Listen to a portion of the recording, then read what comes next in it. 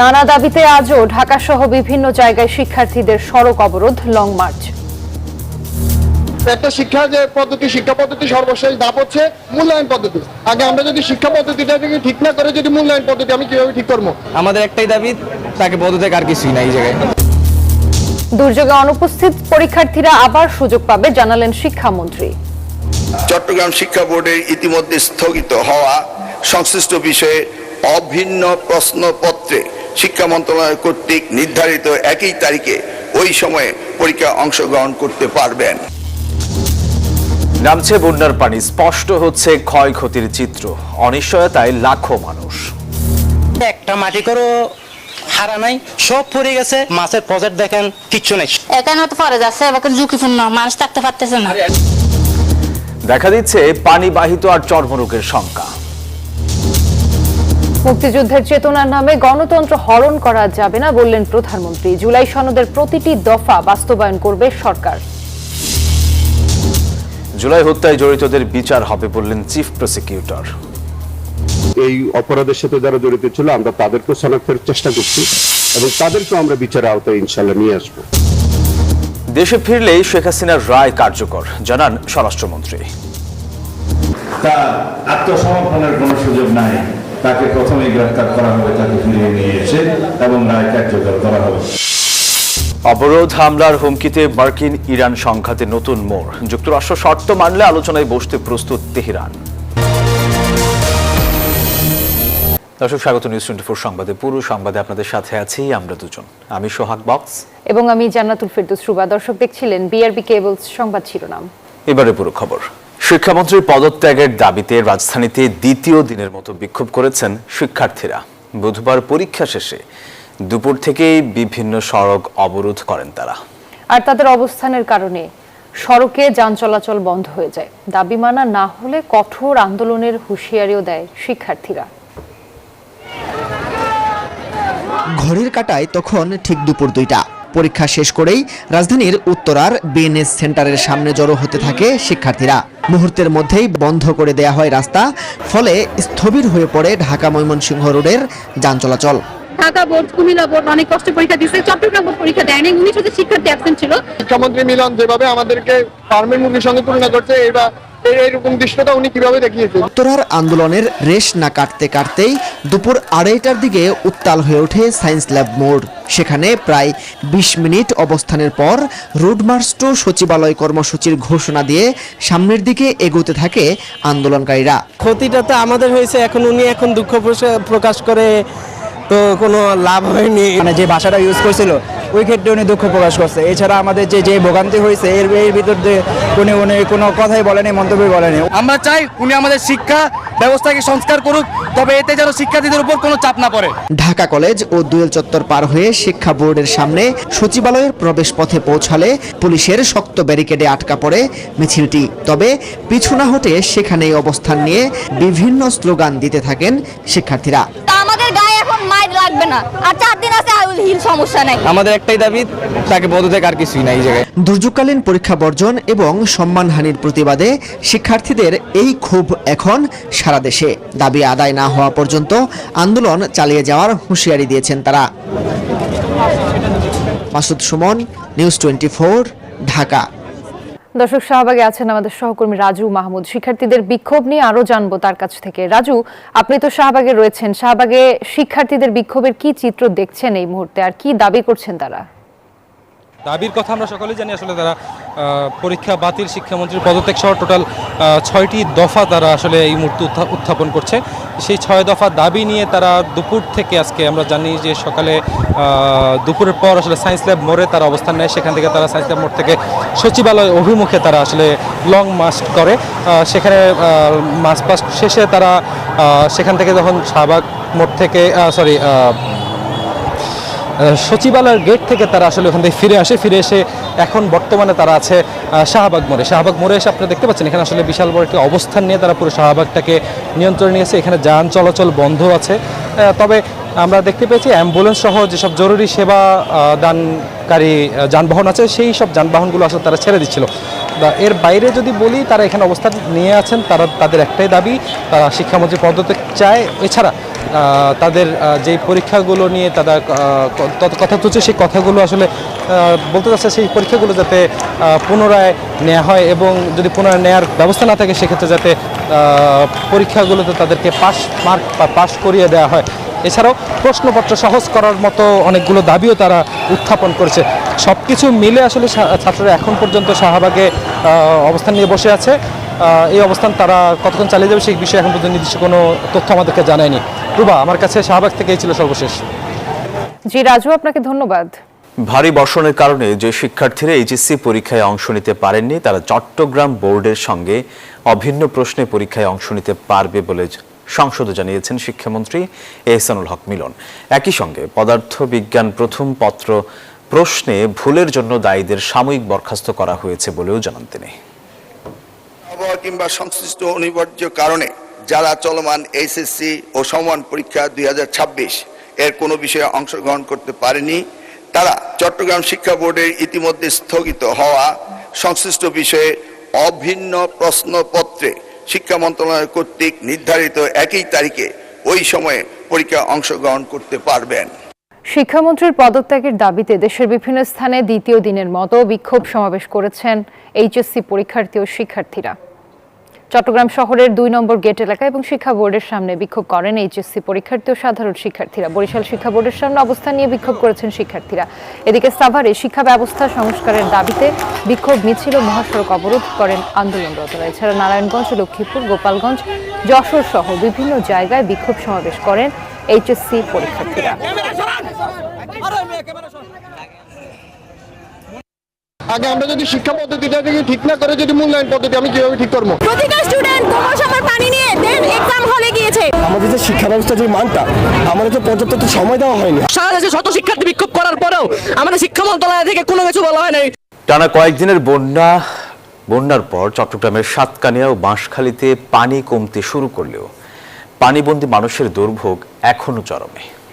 পানি নামার সঙ্গে সঙ্গে গ্রামীণ সড়ক ও বিভিন্ন এলাকায় ভেসে উঠছে ভাঙন ও ক্ষয়ক্ষতির ক্ষতচিহ্ন। প্রতিনিধিদের পাঠানো তথ্যচিত্রে ডেস্ক রিপোর্টে দেখুন বিস্তারিত। টানা বর্ষণ, পাহাড়ি ঢল ও জোয়ারে নরম হয়ে যাওয়া মাটির ঘরগুলো একের পর এক ধসে পড়ছে। বাঁশখালীতে এখনো নিচু এলাকার ঘরবাড়ি, সড়ক ও শিক্ষা প্রতিষ্ঠানের অনেকাংশ পানির নিচে। বাঁশখালীর গুণাগড়িতে ধসে পড়া মাটির ঘরের দরজায় দাঁড়িয়ে হা হুতাশ করছে 17 বছর বয়সী মরিয়ম বেগম। বন্যা যেন সব কেড়ে নিয়েছে তাদের, পাচ্ছে না ত্রাণ সামগ্রীও। একই অবস্থা আরো অনেকের। খাল খনন না করা ও সুইচ গেট বন্ধ থাকাকে দুষছেন ক্ষতিগ্রস্তরা।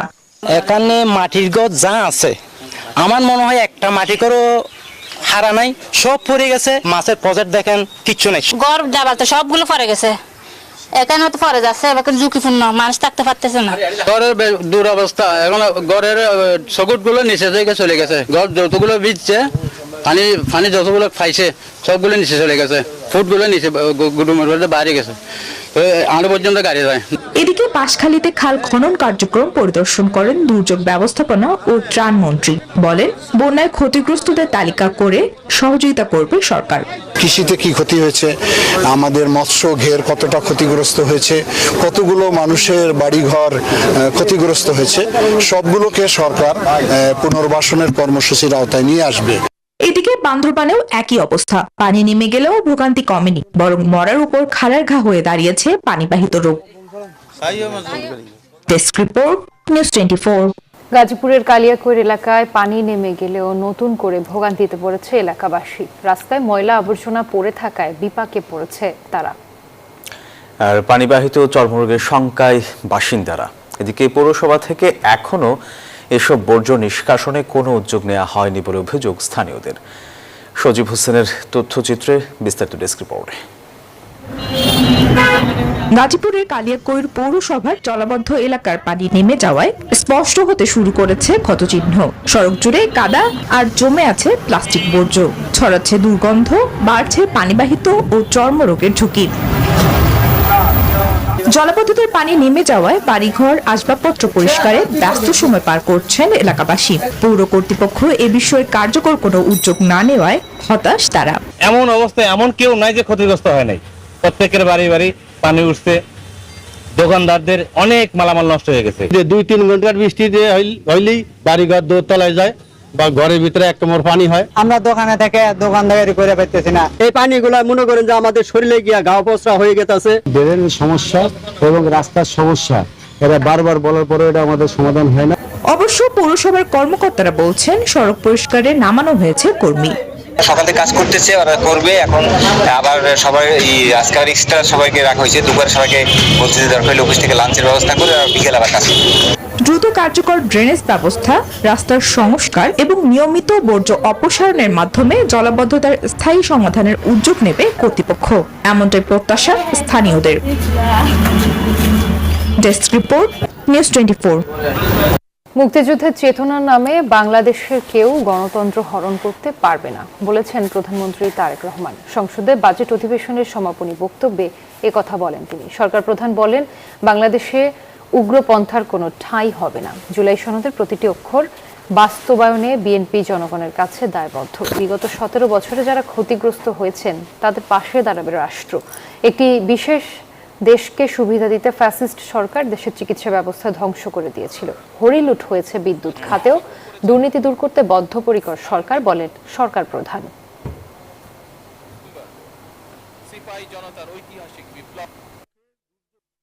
17 বছর ধরে যে সকল রাজনৈতিক কর্মী বিভিন্ন দলের, তারা যেভাবে নিজেদেরকে উৎসর্গ করেছেন, ক্ষতিগ্রস্ত হয়েছেন, ঠিক একইভাবে জুলাই যোদ্ধা যারা নিজেদেরকে উৎসর্গ করেন, যারা ক্ষতিগ্রস্ত হয়েছেন, আমরা সরকারের পক্ষ থেকে, শুধু সরকার নয় আমি বলবো এক্ষেত্রে বিরোধী দলেও একসাথে, বিরোধী দল এবং সরকার একই সাথে উভয় পক্ষ আমরা সিদ্ধান্ত গ্রহণ করেছি এই সকল মানুষের পাশে রাষ্ট্রীয় অর্থনৈতিক অবস্থা বিবেচনা করে আমরা তাদের পাশে দাঁড়াবো। বর্তমান সরকার চায় বাংলাদেশকে একটি কল্যাণ রাষ্ট্রে পরিণত করার জন্য, যেখানে সমাজের প্রতিটি শ্রেণী, প্রতিটি মানুষ, পেশার মানুষ রাষ্ট্রীয় সেবা কমপক্ষে পাবেন।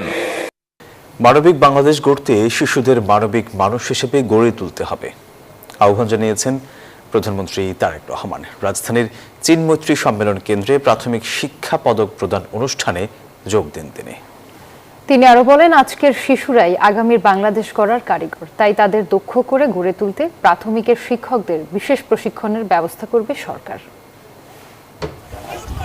প্রাথমিক শিক্ষায় বিশেষ অবদানের জন্য সম্মাননা দেওয়ার বড় আয়োজন প্রাথমিক শিক্ষা পদক। রাজধানীর চীন-মৈত্রী সম্মেলন কেন্দ্রে এই আয়োজন করে শিক্ষা মন্ত্রণালয়। অনুষ্ঠান শুরুর আগে সম্মেলন কেন্দ্র প্রাঙ্গণে একটি নিম গাছের চারা রোপণের মাধ্যমে সারা দেশে প্রাথমিক বিদ্যালয়ে বৃক্ষরোপণ কর্মসূচির উদ্বোধন করেন প্রধানমন্ত্রী। এরপর প্রাথমিক শিক্ষা কার্যক্রমের বিভিন্ন উদ্যোগ, উদ্ভাবনী কার্যক্রম ও পদক্ষেপ নিয়ে বিভিন্ন জেলার প্রাথমিক বিদ্যালয়ের স্টল ঘুরে দেখেন প্রধানমন্ত্রী। স্কুল ফিডিং, আনন্দময় শিক্ষা, ডিজিটাল শিক্ষা এবং ফাউন্ডেশনাল লার্নিং সহ বিভিন্ন কার্যক্রম স্থান পায় স্টলগুলোতে। পরে প্রাথমিক শিক্ষা পদক প্রদানের মূল অনুষ্ঠানে 21টি ক্যাটাগরিতে শিক্ষার্থীদের হাতে পদক তুলে দেন প্রধানমন্ত্রী। একই সঙ্গে শ্রেষ্ঠ শিক্ষক, কর্মকর্তা, কর্মচারীদেরকেও পুরস্কার দেওয়া হয়। এটার নাম হয়েছে চীন-মৈত্রী। প্রধানমন্ত্রী বলেন, শিশুদের দক্ষ মানব সম্পদে পরিণত করতে হবে। আমরা আগামী দিনের সিলেবাসগুলোর মধ্যে আমাদের বিভিন্ন সামাজিক বলেন, ধর্মীয় বলেন, যে এথিক্স বা ভ্যালুসগুলো আছে, পারিবারিক ভ্যালুস বলেন, সামাজিক ভ্যালুস বলেন, ধর্মীয় ভ্যালুস বলেন, এইগুলোকে আমরা ইনক্লুড করতে চাই। যদি একটি মানবিক বাংলাদেশ আমাদেরকে গড়ে তুলতে হয়, তাহলে অবশ্যই আমাদের এই যে ছোট কোমলমতি শিশুগুলো আছে, তাদেরকে আমাদের মানবিক মানুষ হিসাবে গড়ে তুলতে হবে। প্রতি বছর একটি করে গাছের চারা রোপণ করতে শিক্ষার্থীদের প্রতি আহ্বান জানান সরকার প্রধান। যতদিন পর্যন্ত তুমি বড় না হচ্ছ, তোমার বয়স যতদিন পর্যন্ত 20 বছর না হচ্ছে, প্রত্যেক বছর একটা করে গাছ লাগাতে হবে। পারবে, তুমি গাছটা রোপণ করবে, গাছটাও বড় হবে, তুমিও বড় হবে, গাছটাও বড় হবে, তুমিও বড় হবে। তখন দেখবে তোমার যেরকম বন্ধু আছে, গাছটাও তোমার মতন বন্ধু হবে। যখন অন্য বন্ধুরা তোমার সাথে আসবে, গাছতলে বসে গল্প করতে পারবে, গাছতলে বসে বই পড়তে পারবে। অনুষ্ঠানে শিক্ষার্থীদের বিভিন্ন পরিবেশনা উপভোগ করেন প্রধানমন্ত্রী। সাইফুল ইসলাম, নিউজ 24, ঢাকা। বর্ষা এলেই ঢাকায় সমন্বয়হীনতার চিত্র স্পষ্ট হয় মন্তব্য করেছেন স্থানীয় সরকার মন্ত্রী মির্জা ফখরুল ইসলাম আলমগীর। বলেন, সমস্যা দীর্ঘকালের পুঞ্জীভূত। রাজধানীর গুলশানে ঢাকা উত্তর সিটি কর্পোরেশনের এক সেমিনারে তিনি কথা বলেন। মন্ত্রী বলেন, বুড়িগঙ্গা ও তুরাগ নদী বাঁচাতে না পারলে ঢাকাকে বাঁচানো সম্ভব নয়। সেই লক্ষ্যে বুড়িগঙ্গা, তুরাগ ও শীতলক্ষ্যা নদীকে ঠিক করার চেষ্টা করছে সরকার।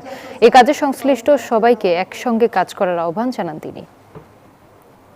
আমার এলাকাতে আপনার সৌভাগ্যবান, সমস্ত সচ্ছল লোকের বেশিরভাগ বনানী, গুলশান, বাড়িধারা, বসুন্ধরা, নতুন নতুন যে সমস্ত আপনার রেসিডেন্সিয়াল এরিয়াগুলো গড়ে উঠছে, সেখানে কিন্তু সমস্ত শিক্ষিত এবং আপনার সচ্ছল মানুষদের বাস। আমরা যদি একটু মানুষের মধ্যে সেই সচেতনতা সৃষ্টি করার চেষ্টা করি, একটা মুভমেন্ট তৈরি করি, সেই মুভমেন্টটাকে কিন্তু আপনার এগিয়ে নিয়ে যেতে হবে। ঢাকার একটি হাসপাতাল থেকে জুলাইয়ে নিহত অনেকের মরদেহ পাশের একটি নদীতে ভাসিয়ে দেওয়া হয়েছিল। এসব নৃশংস হত্যাকাণ্ডের বিচার করা হবে বলে জানিয়েছেন আন্তর্জাতিক অপরাধ ট্রাইব্যুনালের চিফ প্রসিকিউটর আমিনুল ইসলাম। তিনি বলেন, গণঅভ্যুত্থানে শহীদদের প্রকৃত সংখ্যা 1400 ছাড়িয়ে যেতে পারে। জুলাই হত্যার দ্রুত বিচার চেয়েছেন শহীদ পরিবারের সদস্যরাও। রাশেদ রায়হানের রিপোর্টে বিস্তারিত। সীমাহীন দুর্নীতি, গুম-খুন সাজানো নির্বাচন, দলীয় পেটোয়া বাহিনীর অত্যাচারের বিরুদ্ধে 17 বছরের জমে ওঠা ক্ষোভ বিস্ফোরিত হয় বৈষম্য বিরোধী ছাত্র আন্দোলন নামে।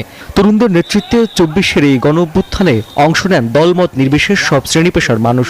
ক্ষমতা ধরে রাখতে রাষ্ট্রীয় বাহিনী ও দলীয় ক্যাডারদের দিয়ে হত্যাযজ্ঞ চালায় ফ্যাসিস্ট সরকার।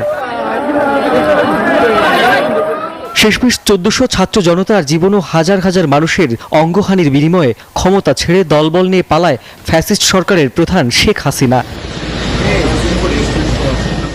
জাতীয় প্রেসক্লাব এক আলোচনা সভায় অপরাধীদের দ্রুত দেশে ফিরিয়ে এনে বিচারের মুখোমুখি করার আহ্বান জানান শহীদ পরিবারের সদস্যরা। চাইছিলাম যে যা আছে ওইটা নিয়েই আমি আমার নিজ জেলায় যাব, ওইখানে আমার নিজের বাড়িতে, ওইখানে আমরা তাকে দাফন করব। এটাও তারা ব্যর্থ হয়েছে।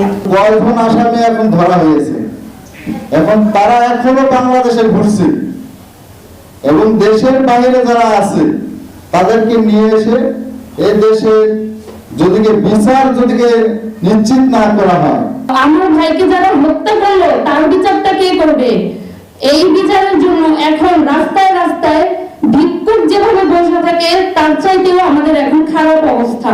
জুলাই শহীদদের গণকবর পরিদর্শন করে ট্রাইব্যুনাল চিফ প্রসিকিউটর জানান, তদন্তে উঠে আসছে চাঞ্চল্যকর নতুন নতুন তথ্য।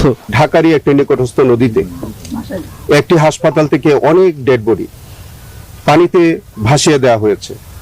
সেই তথ্য আমরা ইনভেস্টিগেশনে পেয়েছি। আমরা সেই হাসপাতালের তখনকার কর্তৃপক্ষ সহ যারা এই অপরাধের সাথে যারা জড়িত ছিল, আমরা তাদেরকে শনাক্তের চেষ্টা করছি এবং তাদেরকে আমরা বিচারের আওতায় ইনশাআল্লাহ নিয়ে আসবো। এখনো অনেকের পরিচয় শনাক্ত না হওয়ায় হতাশা প্রকাশ করেন স্বজনরা।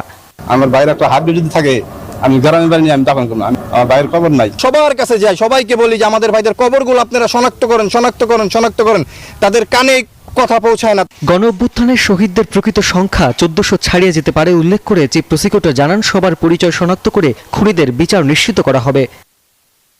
রাশেদ রায়হান, নিউজ 24, ঢাকা। শেখ হাসিনার আত্মসমর্পণের সুযোগ নেই, দেশে এলেই তাকে গ্রেফতার করা হবে, আবারও জানালেন স্বরাষ্ট্রমন্ত্রী সালাউদ্দিন আহমেদ। বিএনপির পূর্ব ঘোষিত অঙ্গীকার অনুযায়ী জুলাই সনদ অনুসারে সংবিধান সহ অন্যান্য আইন সংস্কার করা হবে বলেও জানান তিনি।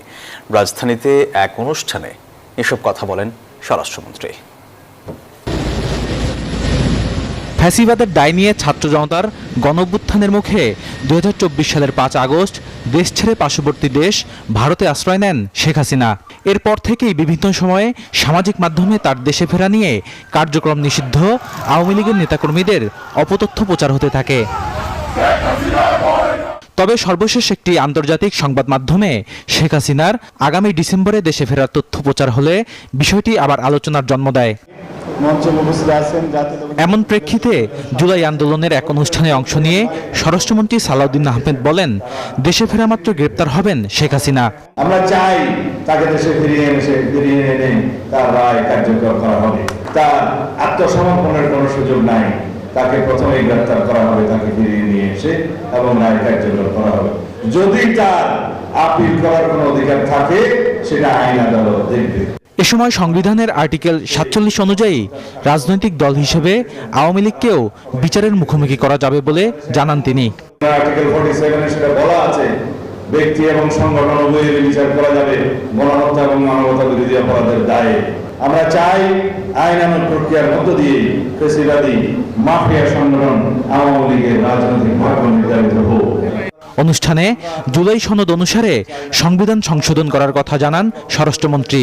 হুঁশিয়ারি দেন বাংলাদেশে আর কোনো ফ্যাসিবাদের উত্থান হতে দেয়া যাবে না। তার প্রেক্ষিতে বদরুল আলম শাওন, নিউজ 24, ঢাকা। পাল্টাপাল্টি হামলায় গভীর সংকটে পাকিস্তানের মধ্যস্থতায় হওয়া মার্কিন ইরান সমঝোতা। চুক্তি লঙ্ঘনের দায়ে পরস্পরকে দুষছে ওয়াশিংটন ও তেহরান। নতুন নিষেধাজ্ঞা, অবরোধ আর চলমান স্বল্পমাত্রার সংঘাত দুই পক্ষের অবিশ্বাস আরও বাড়িয়েছে। তবুও কূটনীতির দরজা পুরোপুরি বন্ধ করেনি ইরান। তেহরানের বার্তা, যুক্তরাষ্ট্র সমঝোতার শর্ত মেনে চললে আলোচনায় ফিরতে প্রস্তুত তারা। হামলা থামেনি, কাটেনি নিষেধাজ্ঞার চাপ। একদিকে অবরোধের চাপ, অন্যদিকে সংঘাতের নতুন উত্তাপ কাগজে টিকে থাকলেও বাস্তবে ভাঙনের মুখে পাকিস্তানের মধ্যস্থতায় হওয়া মার্কিন ইরান সমঝোতা। আস্থার জায়গা নিয়েছে অভিযোগ আর পাল্টা অভিযোগ। মুখোমুখি অবস্থানে ওয়াশিংটন ও তেহরান। তবু পুরোপুরি বন্ধ হয়নি কূটনৈতিক দরজা। চলতি সপ্তাহে ইরানের পররাষ্ট্র মন্ত্রণালয়ের মুখপাত্র ইসমাইল বাঘাই বলেছেন, যুক্তরাষ্ট্র সমঝোতার শর্ত ও প্রতিশ্রুতি মেনে চললে ইরানও কূটনৈতিক আলোচনায় ফিরতে প্রস্তুত। তবে সবচেয়ে বড় বাধা গভীর অবিশ্বাস। 1979 সালের ইসলামী বিপ্লবের পর থেকে দুই দেশের সম্পর্কে জমে থাকা সেই অবিশ্বাস সাম্প্রতিক সংঘাতে আরো তীব্র হয়েছে। তেহরানের অভিযোগ, সমঝোতায় দেওয়া প্রতিশ্রুতি রক্ষায় ওয়াশিংটনের উপর আস্থা রাখা কঠিন। এরই মধ্যে ইরানের উপর নতুন নিষেধাজ্ঞা ও অবরোধ পরিস্থিতিকে আরো জটিল করেছে। পাশাপাশি চলমান স্বল্পমাত্রার সংঘাতও কঠিন করে তুলছে আলোচনার টেবিলে ফেরার পথ।